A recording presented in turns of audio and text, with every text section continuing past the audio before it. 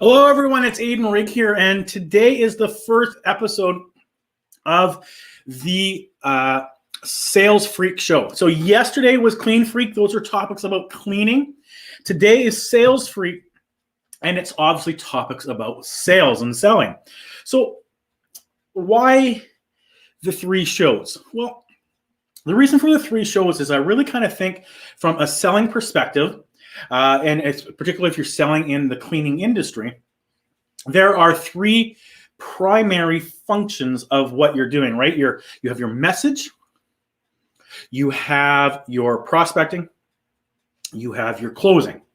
And I like to separate those three because it kind of makes it easier to focus on those traits, on those habits. Now, today is an introductory to Sales Freak, meaning what is a sales freak? But specifically, I want to talk to you about the 5 pillars of selling. And the 5 pillars of selling is something that has taken me 30 years to create and to perfect, in the sense that I've created a diagram or a framework for one-to-one selling. So there's your marketing, which we'll talk about on Marketing Freak. But when we're selling, I kind of separate the two. There's many overlays between sales and marketing, in many areas of gray. But I think kind of one of the best separations between sales and marketing in today's climate is one-to-one selling versus one-to-many. And so marketing is kind of like your one-to-many. Yes, there's absolutely selling involved in marketing, and there's absolutely marketing involved in selling. But if we're going to create that differentiation, if we're going to create that separation, then we are going to talk about selling in the aspects of one-to-one, and we're going to talk about marketing in the aspects of one-to-many. So Marketing Freak is a different show. So today, and the first show of Sales Freak is kind of setting the framework of the topics we're going to talk about, and really what is the message of Sales Freak. So I wanted to start off by introducing you to the framework of the 5 pillars of selling. Now, there's 5 particular pillars. Now, this has taken me, as I mentioned, 30 years to create. And it happened that way because through trial and error, I continually had issues with learning how to sell, meaning it took me a long time to recognize that there's 3 kind of parts to selling, right? There's your marketing, there's your message, and there's your closing. And each of those 3 sections have many different activities involved with them. But the framework kind of helps create a visual on how to look at it and how to separate it to make it more relevant to people and so that they can understand it. So the first pillar I want to talk about is the centerpiece. So pillar number 1 is the centerpiece. So it kind of looks like pillar 3, but it's the centerpiece to the 5 pillars. So there's 2 on the left, there's 2 on the right, and this is right in the middle. And so pillar number 1 is making sure that you have a profit creation message. So what do I mean by that? Well, profit is another word for value, right? As in shareholder value. So profit creation or value creation is how do you create profit or value for the end user? And you do that by knowing how to create profit. The difference between costs and price is the profit. And so our ability to sell, our ability to create profit for ourselves, but also for our customer, happens with the profit creation message. So let me give you an example. It really is your story, your message, right? The outcomes that you deliver when you're selling, but also when you're marketing. This is, your message or your story is critical to the success of your ability to sell. So if I take this back to cleaning and the cleaning industry, the story or the outcomes or the message is cleaning professionally. The message is when you clean professionally, when you clean properly using the proper products, processes, and procedures, that the outcomes you deliver are improved health, improved indoor air quality. So that's the story, that's the message, that when you do these activities properly, these are the outcomes you deliver. And those outcomes improve productivity, reduce sick days, better math scores, better cognitive function. That's the story. And that story creates profit, right? It's a value, it's a profit creation message.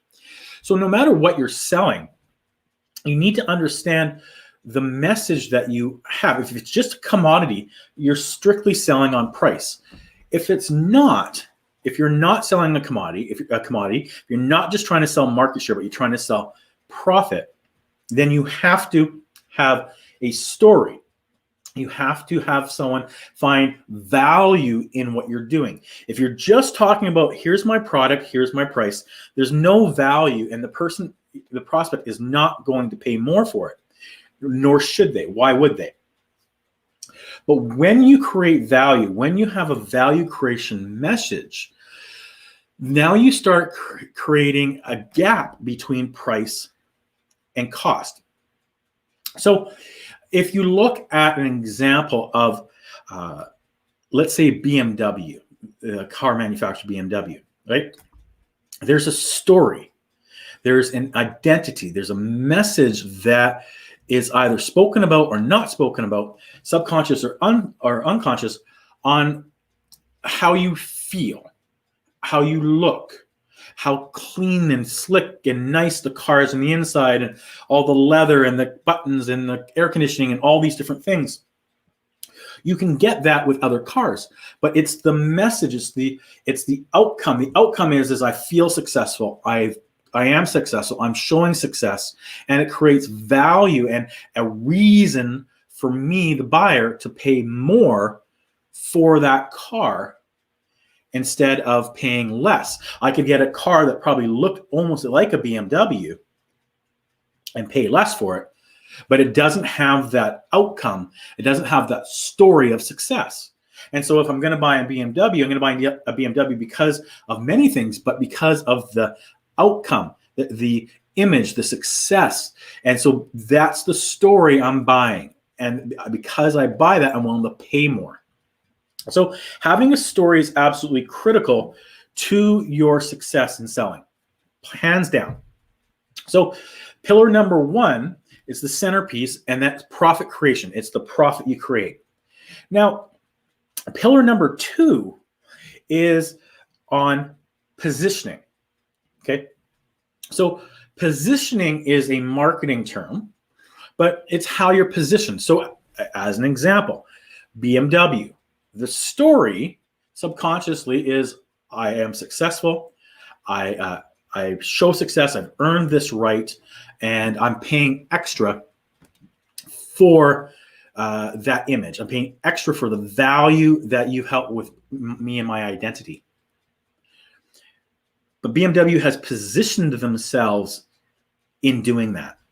And so all their activities that they do, the price points they sell at, the 300 series, the 500 series, the 700 series, these are products that they've put in place to position for each individual financial capability of the potential buyer, right? It's been said that a 300 series is for $50,000 a year people.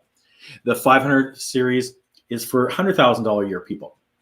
And the 700 series is for $150,000 or higher people.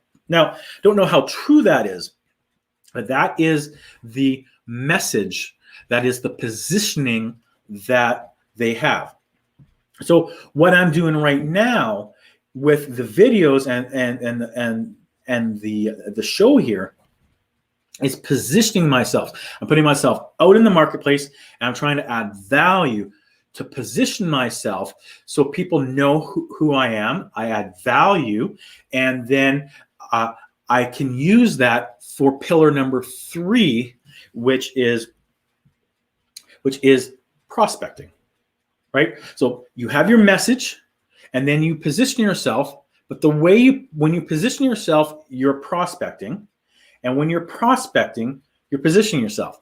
So let me give you an example. If you're a business professional and someone walks into your office and they're like, "Hi, is Bob here?" And no, do you have an appointment? No, I just want to meet Bob, and I've got something I want to sell him. You're prospecting, but in the customer's mind, you're positioning yourself very poorly, right? You're like, what? They're just walking in here expecting to see somebody trying to sell me right away, right? So you're prospecting, but you're positioning yourself very poorly. Okay. Likewise, is if you position yourself properly, if you position yourself as a professional, then you are prospecting.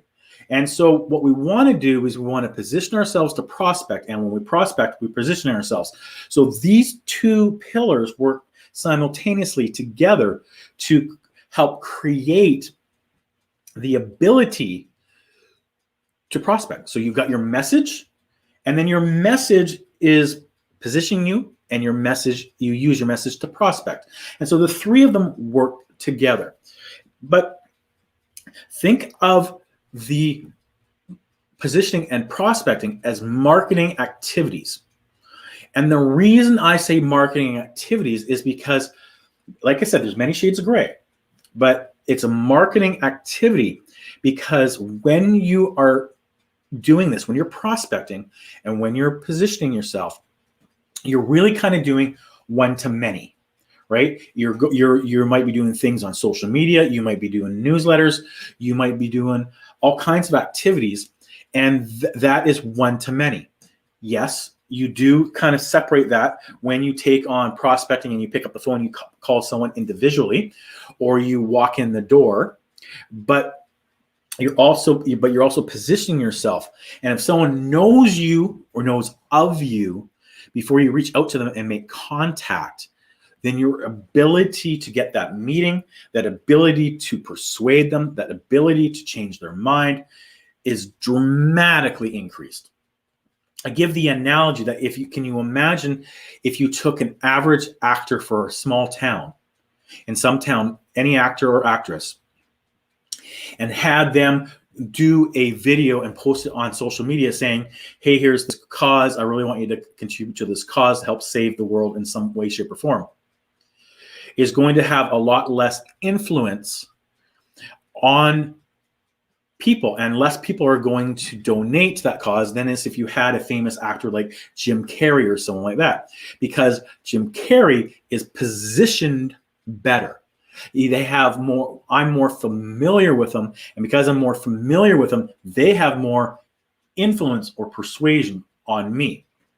So these 5 pillars all work very closely together, and that's what this show is going to be about. It's going to be about talking about different days, different shows on these pillars, and speaking with professionals and other people as well, having on the show to kind of share that message, to kind of share their insights, their perspectives, but they're pretty much going to be on these 5 pillars, which leads me to pillar number 4, which is persuasion.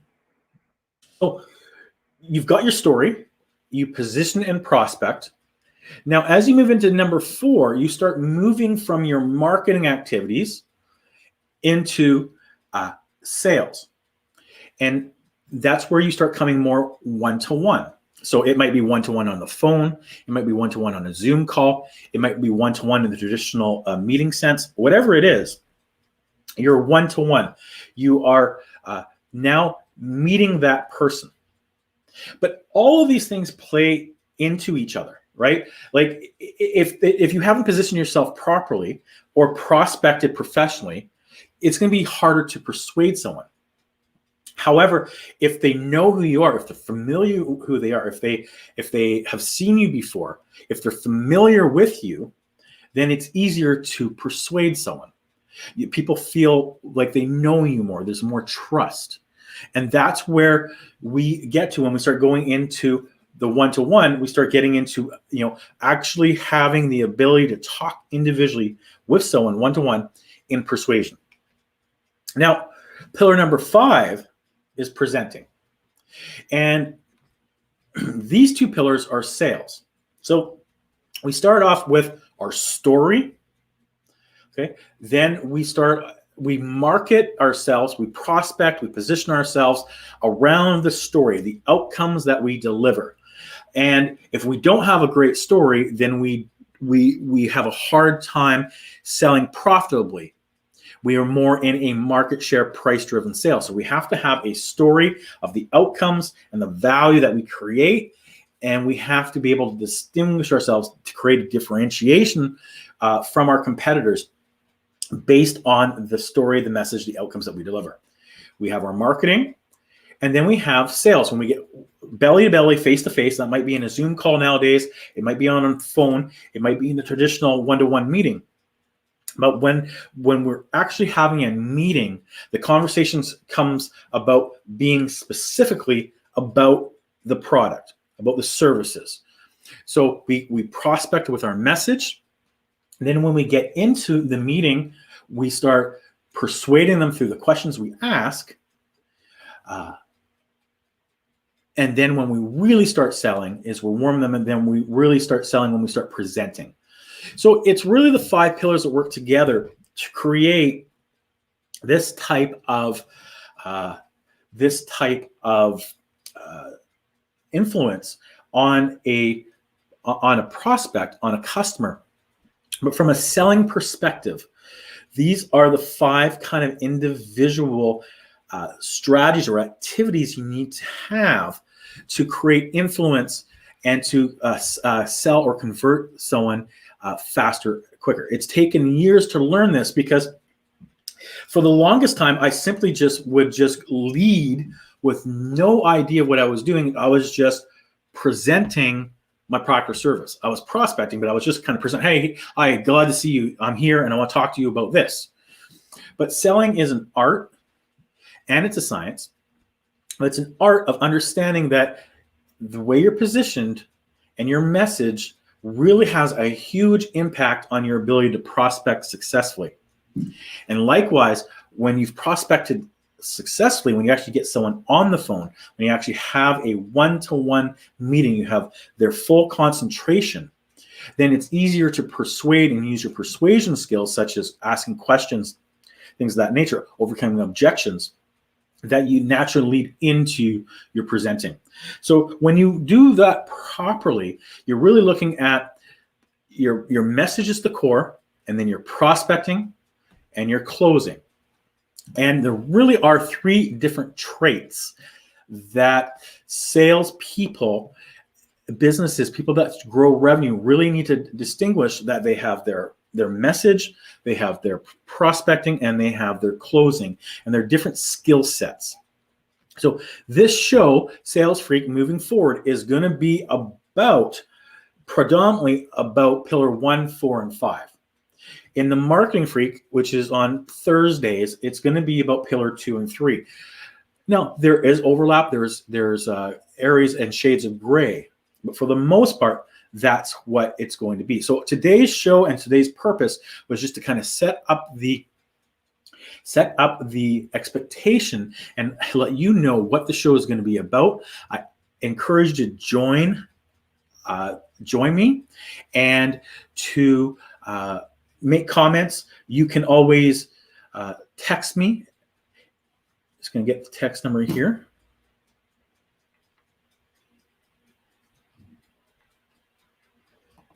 All right. You can always text me at 604-227-4514. And that is my direct phone where you can leave me messages. I can leave you a reply. And then we also do things like sales and quotes and different content throughout the week that provides value to you and in your endeavor. Now, in closing, I'd like to just give a word to our sponsor. and learning this.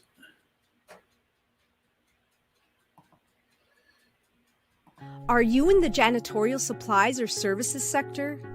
Do you find that your margins are being squeezed and growing profitable sales is a struggle?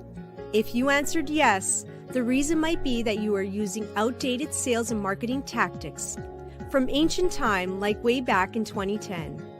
But seriously, the world has changed, as well as your customers and prospects, but chances are your strategies have not. Introducing Janitorial Marketing Solutions. We create content in the form of articles and videos just like this. We post them on your social media channels such as Facebook, Twitter, LinkedIn, and we send out this content in a personalized email marketing newsletter. We also include a complete CRM, customer relationship management program with every package starting at just $50 per month. Call us today for a free complimentary consultation or visit us at www.janitorialmarketingsolutions.com and let's take your sales and marketing into the future. All right, so that is the 5 pillars of selling. And like I said, this really took me a long time to kind of create and to understand. But once I was able to create this visual, then I was able to recognize the skill sets I needed to perfect, to perform in order to be more successful in selling. So in closing, it's absolutely imperative about your message. Your message is most important. It's the story that you have. And stories create images, they create emotion in the buyer, in the prospect, and they're a huge part of influence and positioning yourself from your competition. So what is your story? What are the outcomes you deliver? And then the more you tell your story, the more it resonates with your avatar or your prospect, your prospect, the person that you're going after, the company, the individual, their job title. The more your story resonates with them, the more successful you're going to be. Because your story is going to create differentiation, and it's going to create engagement with your target market. And of course, your message and the way you prospect and the way you create content and the way that you do things are positioning you, which is prospecting. And when you prospect, you're positioning. So those 2 pillars go hand in hand. And finally, when you get right in front of a customer, we got to move from the prospecting or the marketing into an actual sales role or one-to-one selling. And that's when asking questions and creating persuasion, having persuasion skills play such a vital role in your success. And persuasion is not about being manipulative. It's not about trying to trick someone. It's about asking questions. It's about having influence to lead the prospect from where he or she are right now to where they can be. And a lot of us don't recognize that we can be better, that there are things we're missing to be better. And that's the salesperson's job, is to take them from where they are to where they can be. And that chasm in between is what makes a salesperson's job so critical and influential in the marketplace. It's the reason why we have jobs and careers, is we're taking a prospect from where they are to where they could be. And they don't know where they can be. And that's our job to take them there through persuasion, asking the right questions to help them identify and recognize where they could be. And then once they recognize that they have an issue, they have a problem, then we present a solution. So those are the 5 pillars. I hope you find this of value. We are on every Wednesday, 12 p.m. Pacific time, live, and we are streaming from all channels, from Facebook to YouTube and LinkedIn. So whatever platform you prefer, please join us there, and I will see you next Wednesday at 12 p.m. Pacific. Adon Rigg, Janitorial Marketing Solutions. See you next time.